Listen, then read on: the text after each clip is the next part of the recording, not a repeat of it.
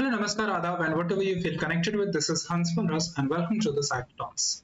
Friends, Jharkhand +2 teacher vacancy का form भरने का last date 7th of October 2022, but बहुत से कैंडिडेट्स हैं जिसको फॉर्म में दिए गए एक ऑप्शन के कारण से प्रॉब्लम हो रहा है या वो कंफ्यूजन में है कि इस ऑप्शन में चूज करें तो क्या चूज करें, इसमें यस चूज करें या नो चूज करें। अगर यस चूज करें तो इस एस के बाद दो ऑप्शंस आते हैं, वो दो ऑप्शंस में हम क्या चूज करें। तो देखते हैं ऐसा कौन सा ऑप्शन है जिसको लेकर के काफी कंफ्यूजन है। दोस्तों ऑप्शंस में दिया गया है आर यू अंडर रेगुलेशन 2007 और 2014 एज पर the brochure para number 6 section का। अब यहां पर इसका मतलब हुआ कि जब आप फॉर्म भर रहे हो तो आपसे पूछा जा रहा है कि क्या आप अंडर रेगुलेशन 2017 या 2014 के तहत आते हो। अगर आप इन दोनों में से आते हो तो आप किस में से आते हो।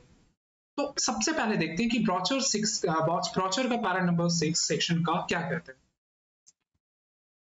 दोस्तों ब्रोचर 6 का सेक्शन नंबर का कहता है कि राष्ट्रीय अध्यापक शिक्षा परिषद अर्थात एनसीटीई 2014 रेगुलेशन के तहत आपको किसी भी मान्यता प्राप्त विश्वविद्यालय से राज्य के सरकारी विद्यालयों में +2 स्तर पर पढ़ाए जाने वाले विषयों में से नियुक्ति विषय में कम से कम 50% अंकों सहित स्नातकोत्तर तथा एनसीटीई अप्रूव्ड इंस्टीट्यूशन से बीएड आपको पास होना अनिवार्य है। दोस्तों पैरा नंबर 2 कहता है कि 2007 के एनसीटीई टीचर्स रेगुलेशन एक्ट के तहत आपको अपने सब्जेक्ट में, जिस सब्जेक्ट में आपको जॉब करना है, जिस सब्जेक्ट के लिए आप अप्लाई कर रहे हो उस सब्जेक्ट में 45% मार्क्स होना चाहिए। उसके साथ साथ आपको बीएड में 45% मार्क्स होना चाहिए। अगर आप टीचिंग +2 टीचर्स के लिए आप फॉर्म अप्लाई कर रहे हो तो या तो आपको 2007 एनसीटीई रेगुलेशन एक्ट के अंदर आना है या फिर 2014 एनसीटीई रेगुलेशन एक्ट के अंदर आना है। नाउ द प्रॉब्लम इज कि बहुत से ऐसे कैंडिडेट्स हैं जिन्होंने क्या किया है, फॉर्म को भरते वक्त इसके ऑप्शन में नो चूज कर दिया। अब देखिए जब स्टूडेंट ने, जब कैंडिडेट्स ने ऑप्शंस में नो चूज किया है तो प्रॉब्लम यहाँ पे क्या क्रिएट हो रही है। यहाँ पे आपसे सीधा पूछा जा रहा है कि क्या आप 2007 या 2014 के एनसीटीई रेगुलेशन एक्ट के अंदर आते हो और आपने ऑप्शन में नो चूज किया। तो नो चूज करने का मतलब है कि ना आप 2007 के रेगुलेशन एक्ट के अंदर आते हो, ना ही आप 2014 के रेगुलेशन एक्ट के अंदर आते हो। इसका मतलब है कि आप इस पोस्ट के लिए एलिजिबल ही नहीं हो। तो जब आप इस पोस्ट के लिए एलिजिबल नहीं हो तो आप इस फॉर्म को कैसे अप्लाई कर सकते हो, राइट। सो जो भी कैंडिडेट्स इस ऑप्शन में नो चूज किए हैं आप इसे यस में चूज करें।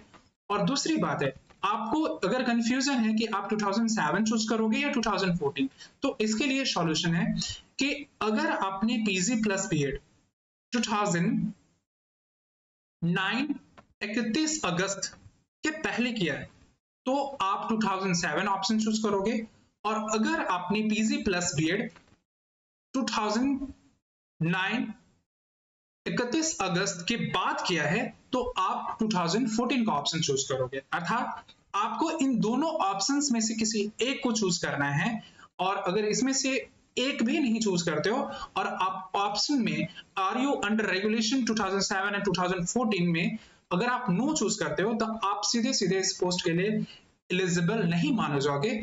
और भले आप एग्जामिनेशन निकाल लो या कुछ कर लो, बट जब आपका वेरिफिकेशन होगा तो आपके कैंडिडेचर को रद्द कर दिया जाएगा, क्योंकि आपको यहाँ पे सीधा कहा जाएगा जब आप 2007 या 2014 रेगुलेशन एक्ट के अंदर आते ही नहीं हो तो फिर आप इस फॉर्म को भरने के लिए एलिजिबल हो ही नहीं, तो आपने इस फॉर्म को कैसे भरा, right. So I hope this is very clear to all of you कि अगर ये ऑप्शन आ रहा है तो आपको या तो 2007 चूज करना है। 2007 कब चूज करना है, अगर आपने 31 अगस्त 2009 से पहले बीएड किया है, पीजी किया है, तब आप 2007 चूज करोगे। और अगर आपने 31 अगस्त 2009 के बाद पीजी प्लस बीएड किया है तब आप 2014 चूज करोगे। देखो इसमें ये दोनों एक्ट्स आए क्यों, या फिर ये दोनों के बेनिफिट्स क्या हैं। बेनिफिट्स बेसिकली ये है दोस्तों, इसमें जब आपने अगर आपने 31 अगस्त 2009 से पहले पीजी प्लस बीएड किया है तो आपको 45% मार्क्स है आपके अगर सब्जेक्ट में, ऑनर्स सब्जेक्ट में, तो आप फॉर्म भरने के लिए अप्लाई कर सकते हो, आप एलिजिबल हो। और अगर आपने 31 अगस्त 2009 के बाद पीजी प्लस बीएड किया है तो आपके पास 50% मार्क्स होना अनिवार्य है। So this is the core benefit, this is the main benefit of regulation act 2007 और रेगुलेशन एक्ट 2014। तो आप ऑप्शन में यस करना। और दूसरी बात है, आपको ये देखना है कि आपने कब बीएड किया है। आपने 2009 31 अगस्त 2009 के पहले किया बीएड, या फिर आपने 31 अगस्त 2009 के बाद बीएड किया। I hope this is very clear to all of you. Thank you for watching. This is Hanspal Raj. Good night to all of you.